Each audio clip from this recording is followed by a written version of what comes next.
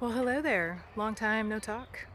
So it's been about 2 weeks since I recorded one of these. I apologize for the extreme lag in communication. I was busy moving across the ocean, and also last Monday I had an allergic reaction that caused my neck to swell such that I could not swallow, and my airways were potentially at risk of closing up. So I've been in recovery mode since then. So today has been the first day that I have really been up to making one of these recordings to pick up with. I think it's day 14, so I definitely fell off the wagon there, but I'm back on. And so what I want to talk about today is the body's yes and the body's no. And these are concepts that I've been thinking a lot about since last week. What it comes down to when we talk about the body's yes and the body's no, you're very familiar with these indicators. You might not think of them as the body's yes or the body's no, but something as simple as a headache or a stomach ache or simple muscle cramps, things like this could be an example of the body's no, right? Or uneasiness in the stomach, physical sensations such as tightness or contracting. These are all also indicators of the body's no. It's where the body's saying to something in the environment or something happening inside of you or in relation to you, the body is saying no. And unfortunately, in this culture, we've kind of gotten in the habit of, I would say in Western culture more, not completely, not totally, not, I realize this is a generalization to which there are exceptions, but unfortunately we've got a lot of examples of where, oh, my head hurts, I'm just going to pop a pill, right? I don't have time to deal with it. I don't have time to look into it further, when perhaps it's something as simple as dehydration, right? Or perhaps not getting enough sleep, or maybe you slept wrong and so your neck is tight, and a simple massage, just taking a few minutes of self-massage and maybe some deep breathing could remedy the headache. But instead, we've sort of conditioned ourselves to pop a pill and look for what we perceive as the quick fix, right? But eventually the headache comes back. Yeah. And I think that's the main takeaway here. Is I've reflected a lot on this allergic reaction I had last Monday, because it was very strange. I was sitting at my computer and typing and just kind of minding my own business. I had just had breakfast, and all of a sudden, very quickly, I noticed that my neck was swelling and my throat was suddenly very sore. My glands were huge, and they were huge all down the front of my throat and all along the sides, and I couldn't swallow.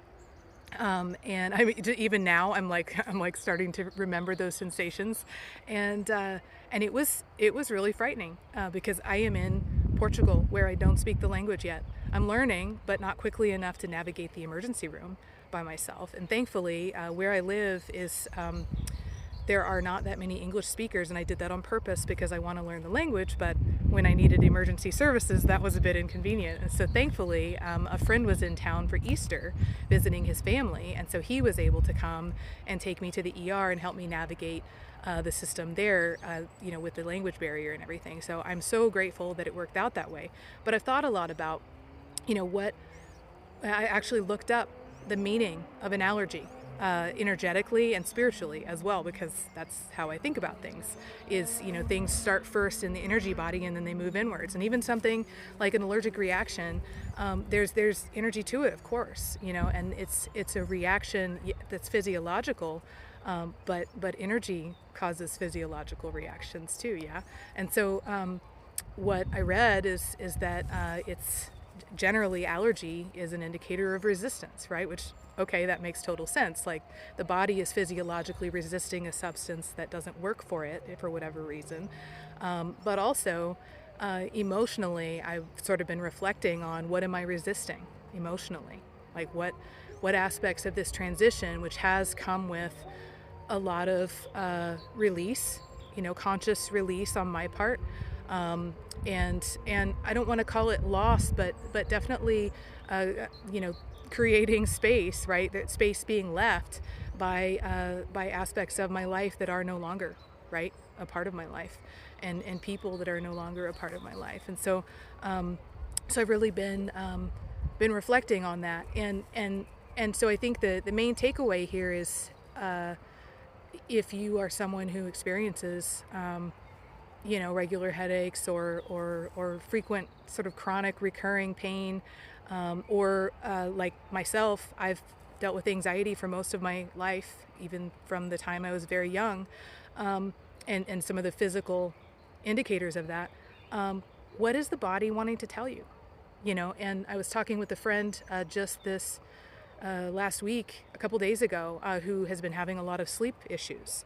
And I learned in a Tantra workshop that I attended, for the very first time, we did an activity where we were sort of dialoguing with the body out loud, right? So if I was doing that, just to demonstrate, I'm sitting here in this beautiful field at what I call magic hour, and or golden hour, some people call it, and I would say, okay, body, like, I might start the conversation, right, as the mind, okay, and I might initiate the conversation and have a dialogue, expressing myself to the body, how I feel about the body, thoughts about the body, and then allow the space, it sounds crazy, but allow the space for the body to respond. So if I'm having an issue that's recurring, like a functional illness, right, where there's not really any medical explanation or a medical cure that makes it go away permanently, I might say to the body, hey, what do you want me to know?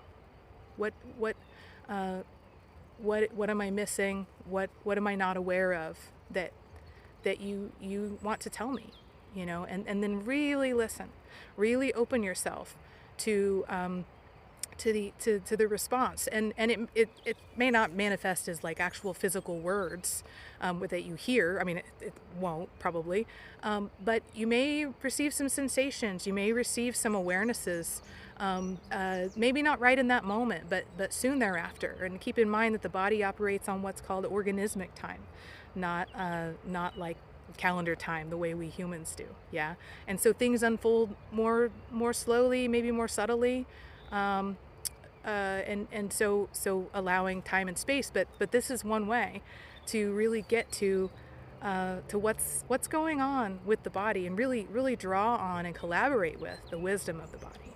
And I realize now that we're like 5 minutes into this conversation, or this monologue, it's not a conversation because no one's responding to me. I'm just talking to the camera on my phone. So examples of the body's yes, right, in case anybody's wondering, are some examples that I can think of are if you've had a really stressful day and you draw a hot bath, you've got a hot bubble bath waiting for you. It's one of my favorite things. And then you just sink into the bath, and it's just like, and you can just feel the body kind of melting into to the warm waters and soothing, and you can feel the tension kind of drain away. And so that's an example of the body's yes, where it's expanded, and it's open, and it's loosening, and it's releasing any tightness, right? Another really good example that I thought of is right after a yawn. When you have a really nice big yawn, you're like, and it's like this release, and you can feel, it's this, you really fill your lungs to their full capacity, so you get a lot of oxygen in there and really nurture the body, and then it's a nice big release where you expend this carbon dioxide. Yeah, I'm a big nerd like that. I like yawning, So these are examples of the body's yes. Hopefully you understand, but I think the main distinctions are a no is going to have you be contracted, right? You're going to be almost sort of in a self-protective kind of posture. Right? Just like if you're in pain, you see people, we get smaller, we get more contracted if we're in pain. Whereas if we're not in pain, if we're really feeling vibrant and feeling safe, right, and feeling full of life and healthy, then that is demonstrated in the posture, right? Like where the shoulders are back, the head is tipped back, and we're looking around, we're open, we're expanded, we're receiving. Yeah. So these are the differences, and the reason that I'm going so in depth with this is simply because I didn't start learning about this stuff until fairly late, relatively speaking, in my life, and thinking about some of the things that manifest for me physically, like in this case, an allergic reaction, but even something as simple as inflammation. I get inflammation chronically under my eyes, and really basically it's dehydration, right, and lack of sleep, like those two things. Like having these dialogues, like inflammation is an example of my body's no, right? My body's like, conditions are not what they should be, dude. Like, drink some freaking water. Quit being a dork and drink some water. Stop being dehydrated. Like, it's not necessary. You have ready access to water. Why are you not drinking it? So yeah, but that's what it's all about, is sort of thinking about some of these things that manifest for us differently, and thinking of them as the way that the body is communicating with us, that we have a ready access to a massive amount of data, right? The mind is the story, the body is the data. And so as I'm sitting here in this field, my body, all of my senses are taking in, even though I'm talking to my phone, right? Like a wackadoodle. I'm sure people walking around are like, dude, enjoy nature. Like, why are you talking at your phone?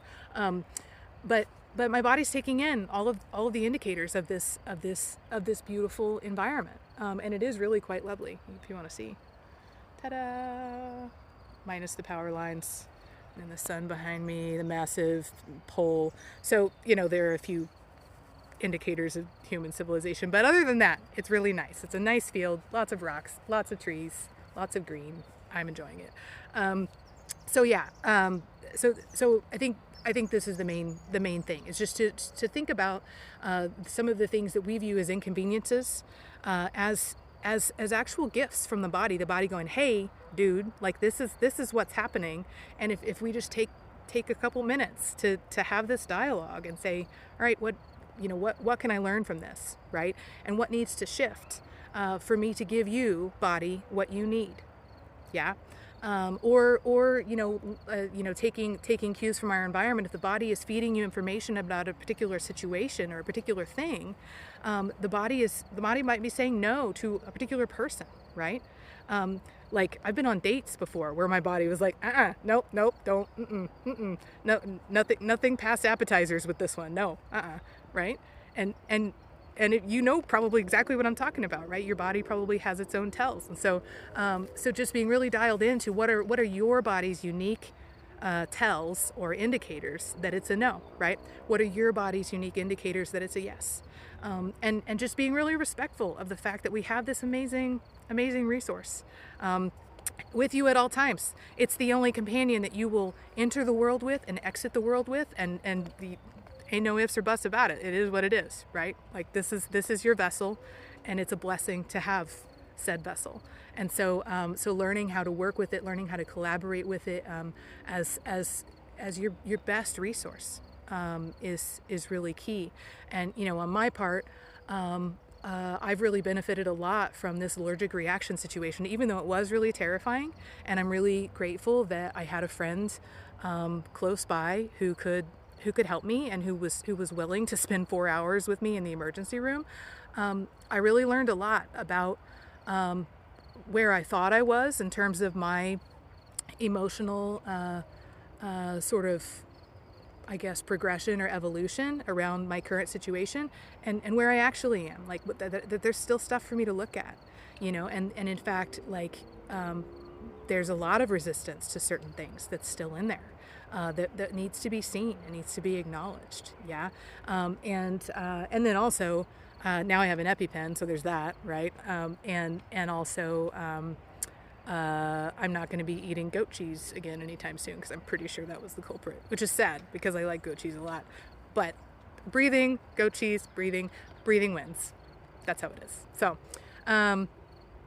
So anyway, much love. Thanks for listening to my monologue about a dialogue with the body. I hope you strike one up with your own body. It definitely will have things to say if you listen, and you will benefit. So until tomorrow, I'll get back on the wagon, and I'll post something, some actual tips that you can implement right away. Hopefully you implement this right away, but it's a bit longer. So yeah, until then. Thanks so much.